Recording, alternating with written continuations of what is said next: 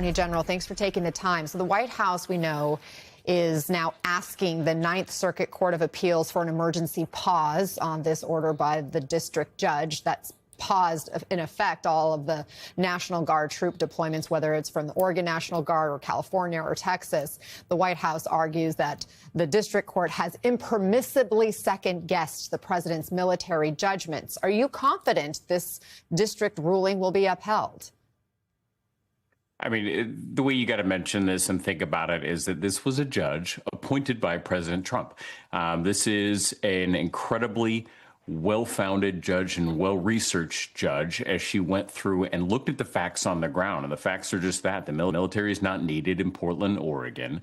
In fact, in America, just using the United States military in our cities is not normal. And so we do expect, and this procedural ruling, because that's what it would be, a Ninth Circuit procedural ruling, we do expect the Ninth Circuit to deny the president's request and allow this case to continue moving forward. President Trump claims there are paid insurrectionists at these ICE protests in Portland. What is he talking about? It's a really darn good question. You know, when I got out of law school, I started doing community theater, and I think the president would give me a run for my money. The fact remains that the judge had an opportunity to hear all the facts from both sides. And the best that the federal government could do was present facts from the president's own Truth Social media. So that's the type of facts that the federal government is working with. We're using real facts in a courtroom, and that's why the judge sided with us. The president just doesn't get off of a helicopter, walk out of the White House, and just make things up. If you're going to do that, you don't get to deploy the military using those types of fake facts. You actually have to have real facts if you want to put the military on the streets of our cities. The president's deputy chief of staff, Stephen Miller, accused this Trump-appointed judge of legal insurrection. So now we're hearing that word a second time. What do you make of them repeatedly throwing around that word insurrection as it relates to those who push back on the administration? You know, that's incredibly dangerous rhetoric in a democracy, especially when you have a president who appears to be normalizing the use of the military on our American cities.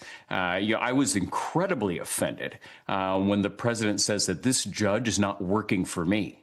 I was like, has this man never read the United States Constitution? Does he not understand what having an independent judiciary means? No judge, and it doesn't matter who the heck they are, should ever serve any politician.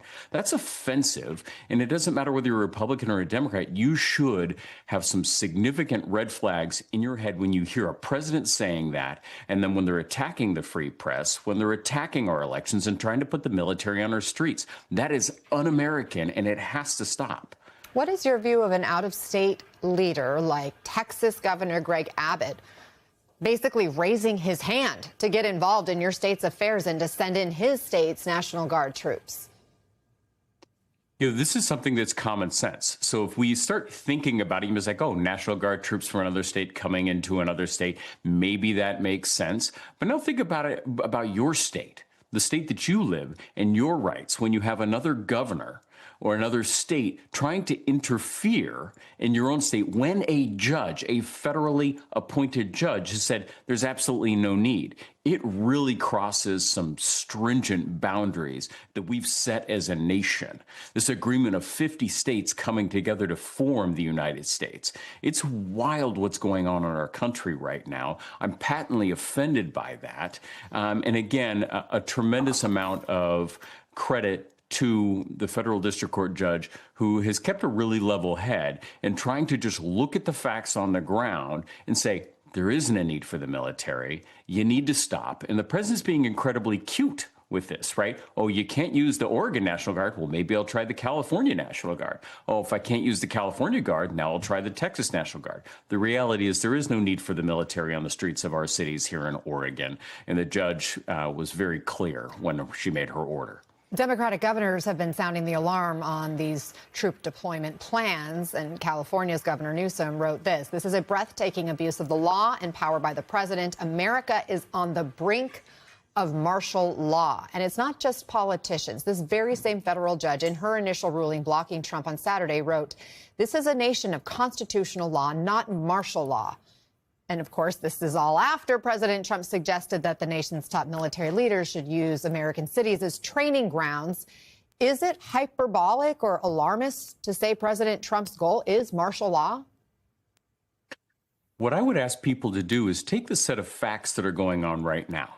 This attack of the free press, this normalization of the United States military in cities across our nation, a president saying that he wants to train the U.S. military in our cities. Take all of these facts and go back 20 years and put those facts in where we were at that point in time. We would lose our minds. Right now, I fear that we're that frog in boiling water. And that's why these fights, and while it may seem, not like a huge deal to fight the use of the United States military in the streets here in Portland, 200 Guards members, it's incredibly important that we don't become that frog in water. And that's why I think you're seeing folks rise up, whether it is Democrats or Republicans, say, no, we got to draw a line in the sand. You need to stay in your lane, Mr. President, and operate under the Constitution and operate under the laws that Congress has given you.